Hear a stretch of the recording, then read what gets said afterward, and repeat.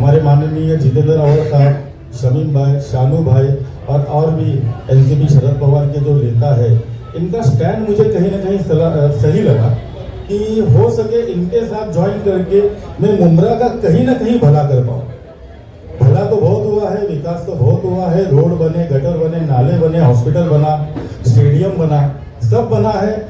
जो लोग अनभक्त का चश्मा लगा के घूम रहे हैं उनको ये नहीं दिख रहा है, मगर जो मुमरा के लोग हैं जिन्होंने 1993 देखा, जिन्होंने 1995 देखा, जिन्होंने 2005 देखा, उनको मालूम है कि मुमरा के अंदर कितनी तरक्की हुई है। हम उस वक्त मुमरा में रहे 1988 से, हमने देखे हैं खड्डे वाले रोड से हम गुजरते थे, मगर अल्हम्दुलिल्लाह अल्लाह का एहसान है, आज वो रोड के अंदर बहुत तब्दीली आ गई है। हॉस्पिटल आ गया, 2009 के बाद हॉस्पिटल का प्रस्ताव आया माननीय जितेंद्र आव्हाड साहब के आने के बाद। गार्डन्स, रोड्स, स्टेडियम और सबसे बड़ा मसला जो है वो है कब्रिस्तान। जो हमारी इधर के सबसे बेहतरीन चीज जो माननीय जितेंद्र आव्हाड साहब ने हमको दिए हैं वो है कब्रिस्तान। भले ही लोग कुछ भी बोल रहे हैं, मगर 50 गुंठे की एक जगह जो खाड़ी के किनारे थी, उसको खाड़ी से दूर लेके आके सर्वे नंबर 55, 56, 57, 58 गांव मुमरा, ये मैं आपको बोल रहा हूँ, गांव मुमरा। भाई कब्रिस्तान के मुद्दे पर आप बात कर रहे हैं। आप राष्ट्रवादी कांग्रेस पार्टी शरद पवार ग्रुप में आने से पहले एक आरटीआई एक्टिविस्ट और सोशल एक्टिविस्ट के तौर पर कब्रिस्तान की मिल्कियत को लेकर, यानी कि ये अभी भी इलीगल है, एक आंदोलन हुआ चुनाव से जस्ट पहले, और बीच में शरद पवार या जितेंद्र आव्हाड साहब ने इसका द्वारा भी दिखाया। तो आप पेपर वर्क के माहिर है, आरटीआई एक्टिविस्ट है, सोशल एक्टिविस्ट है। अब कब्रिस्तान की लीगैलिटी, मनपा की उसकी मिल्कियत की पूरी क्या हकीकी सच्चाई है, ऑन रिकॉर्ड क्या बताएंगे इस पर आप? देखो, सच्चाई तो पूरा मुमरा जानता है कि ये जो कब्रिस्तान, इसको लाने में माननीय जितेंद्र आव्हाड साहब का बहुत बड़ा रोल है। जिनके पास ओरिजिनल डॉक्यूमेंट्स है, वो डॉक्यूमेंट्स अगर सही तरीके से स्टडी करे तो उनको मालूम पड़ जाएगा कि ये कब्रिस्तान इधर लाने के अंदर माननीय जितेंद्र आव्हाड साहब ने बहुत मेहनत की है।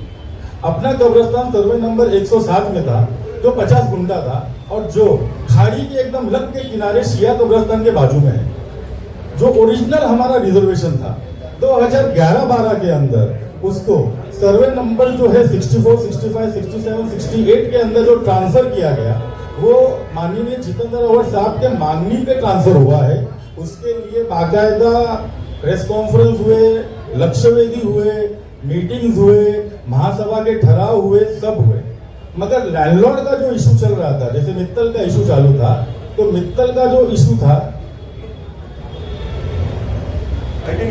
मित्तल का जो इशू था वो ये था कि भाई 50 गुंठे की जगह आप हमारा 5 एकड़ क्यों ले रहे हो? आप तो 50 गुंठे की कब्रिस्तान की आप 50 गुंठे की बात करो। उसमें लीगल फॉर्मेलिटीज हुए और मित्तल वो देने को तैयार नहीं था।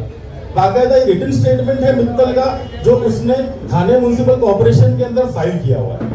वो रिटन स्टेटमेंट की वजह से वो वाला कब्रिस्तान रुका। बाद में जब जायसवाल साहब इधर आए और मित्तल के कुछ प्रपोजल अप्रूवल की बात आई, एक वीपी नंबर हुआ S09005915, इसके अंदर रिलोकेशन की बात हुई। उसके अंदर वो कब्रिस्तान वहां से उठ के 55, 56, 57, 58 की जगह पे दिया गया, और वो देने के बाद 7/12 जो है, देखो कोई भी होता है, कोई भी जगह होता है, उसकी लीगल फॉर्मेलिटीज पहले क्लियर करनी पड़ती है। 2016 के अंदर वो कब्रिस्तान की जगह थाने म्युनिसिपल कॉर्पोरेशन ने पहले पोजीशन रिसीट के तहत अपने अंडर ली। वो पहली पोजीशन रिसीट जो होती है वो टेम्परेरी रिसीट होती है, जो लिया जाता है इसके लिए कि उसके बाद टीएलआर करना है, सर्वे करना है, डॉक्यूमेंट रजिस्टर करना है, और उसके बाद जो एक्चुअल जगह आएगा उसका रजिस्ट्रेशन होके, वो रजिस्ट्रेशन होके उसका फाइनल टीडीआर मिलेगा। 2023 तक वो पूरा प्रोसीजर चला, मगर हमारे शहर की जरूरत थी, वो जरूरत की वजह से दूसरा वो जब काम हुआ है, ओरिजिनल फोटोज, ओरिजिनल वीडियोज जो हमारे पास आए, आज का ग्राउंड लेवल से 8 फुट अंदर जाके उसके अंदर बाकायदा रिटेनिंग वॉल चारों तरफ से खड़ा किया गया। जब चारों तरफ से रिटेनिंग वॉल खड़ा किया है तो नेचुरली गटर का पानी अंदर आना प्रैक्टिकेबल नहीं है, ये एक सिविल होने के नाते मैं बोल सकता हूँ। और ये पानी का जो मसला था, तो कैसा होता है, किसी भी टीएमसी बिल्डिंग के अंदर एक चीज होती है, स्टॉर्म वाटर ड्रेन बनाया जाता है जिससे बारिश का पानी बाहर निकले, मगर कब्रिस्तान के अंदर स्टॉर्म वाटर ड्रेन नहीं होने की वजह से बारिश का पानी वो अंदर रुक जाता था और जब कबर खोदा जाता था तो वही पानी जो है हमको कबर में मिलता था। तो जब ये पूरी सर्वे हुआ, सब हुआ, हमको जब मालूम पड़ा तो हमने बाकायदा कोर मारे सेंट्रल की तरफ बाकायदा कोर मारे हमने। 2 फुट का एक कोर है और 9 कोर मारे। अब रिसेंटली जो बारिश हुआ था उसके अंदर हमने जाके जब चेक किए तो वो कोर ने पानी पकड़ लिया। तो इससे ये एक चीज हो गया कि कब्रिस्तान का पानी बारिश का जो अंदर रुकता था, जिसकी वजह से कब्र को तकलीफ होती थी, पानी मिलता था, वो ये कोर के जरिए धीरे धीरे जो बाहर निकलेगा। तो इंशाल्लाह अल्लाह का एहसान रहा तो मैं ये सोच रहा हूँ कि अगले बारिश में अपने को कब्रिस्तान के अंदर पानी नहीं मिलेगा। और भी कोई सवाल है आपका? आप कंटिन्यू करो। बोल चल रहा है, हम मुसलमानों का वजूद ही खत्म किया जा रहा है। तो मेरा जो वजूद ही खत्म रहेगा तो मैं क्या करूंगा आगे? तो सिर्फ और सिर्फ मैं मेरे वजूद को जिंदा रखने के लिए मैंने अवर साहब का दामन पकड़ा हूं और इंशाल्लाह मैं चाहूंगा कि अवर साहब मुझे लेके चले, मैं भी अवर साहब को लेके चलूं। चलो, अस्सलाम वालेकुम।